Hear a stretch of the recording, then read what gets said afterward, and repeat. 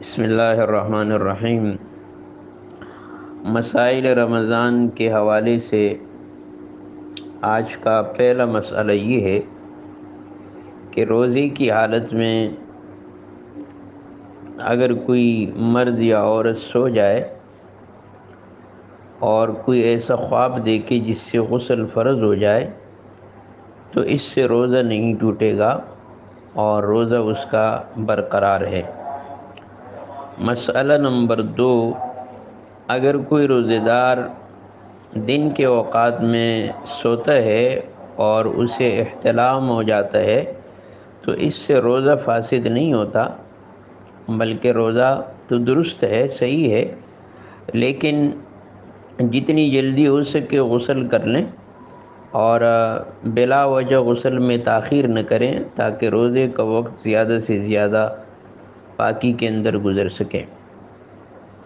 مسئلہ نمبر 3، اگر کسی کو روزے کی حالت میں احتلام ہو جائے اور وہ یہ سمجھے کہ اس کو مسئلہ معلوم نہیں تھا اور وہ یہ سمجھے کہ شاید احتلام سے روزہ ٹوٹ گیا ہے اور اس کے بعد وہ قصدن کھا لیتا ہے یا پی لیتا ہے تو اب قصدن کھانے پینے سے اس کا روزہ ٹوٹ جائے گا۔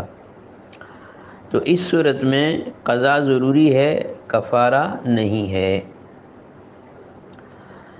اس کے بعد مسئلہ نمبر 4 یہ ہے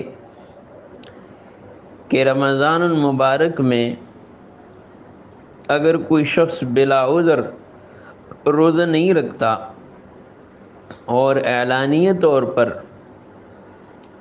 کھاتا پیتا ہے تو وہ فاسق ہیں اور اسلامی شعائر کی توہین کرنے والا ہے۔ مسلمان خلیفہ، مسلمان بادشاہ کے حکم سے ایسے آدمی کو قتل کر دیا جائے گا تاکہ کسی اور آدمی کو اعلانیہ کھانے پینے کی جرت نہ ہو سکے۔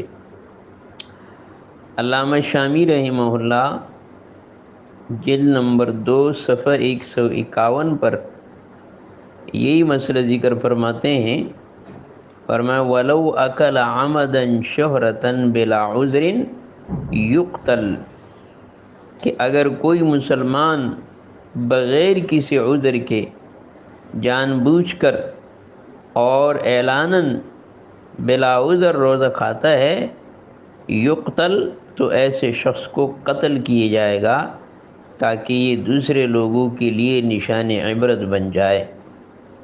اللہ تبارک و تعالی ہمیں سمجھنے کی اور عمل کرنے کی توفیق عطا فرمائے۔ وآخر دعوانا ان الحمد للہ رب العالمین۔